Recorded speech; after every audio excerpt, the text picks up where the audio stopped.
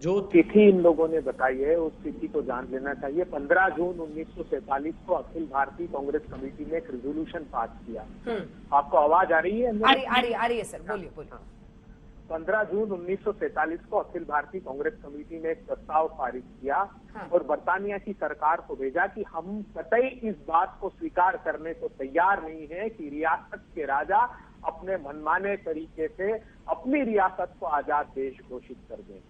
और ये Lord Mountbatten के पास भेज दिया गया। उसका मूल कारण था क्योंकि इस बात का संज्ञान पंडित नेहरू और सरदार वल्लभ भाई पटेल को लगा था कि कुछ रियासतें, जिसमें जोधपुर रियासत भी शामिल थी, अपने आप को पृथक राष्ट्र न सिर्फ घोषित करने के लिए तत्पर और तैयार है, अपितु पाकिस्तान के संपर्क में भी है एक्सटेशन के लिए।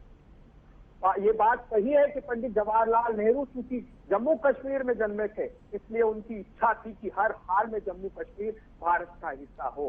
और ये बात भी सही है कि सरदार पटेल, जो कि वीपी मेनन जी ने लॉर्ड माउंटबेटन को सरदार पटेल की भावनाओं से अवगत कराया था और ये व्यक्त किया था विचार की सरदार पटेल अनिच्छुक है जम्मू कश्मीर को भारत संघ में मिलाने के। और ये तक कहा उन्होंने कि ऑल वेदर रोड क्योंकि उसकी रावलपिंडी से ही एकमात्र है, इसलिए जम्मू कश्मीर लेकर हम क्या करेंगे।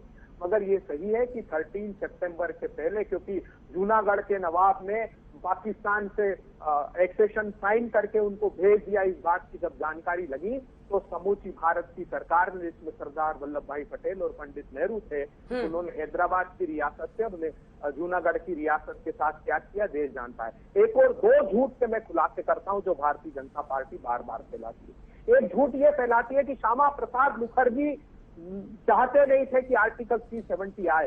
तो 5 मार्च 1948 को राजा हरि सिंह ने घोषणा की थी कि जम्मू कश्मीर के 2 विधान और 2 निशान रहेंगे। 15-16 मई 1949 को आर्टिकल 370, जिसका नाम पहले आर्टिकल 306 था, सरदार वल्लभ भाई पटेल के दिल्ली आवास पर निगोशिएट करके फाइनल किया गया। 26 जनवरी 1950 जब आर्टिकल 370 भारत के संविधान का हिस्सा बन गया, Shyama Prasad Mukherjee was the cabinet minister of India. वो भारत के कैबिनेट के मंत्री थे, उनके हस्ताक्षर से संविधान आया। उन्होंने कभी आर्टिकल 370 को लेकर अपना इस्तीफा देश की सरकार को नहीं दिया।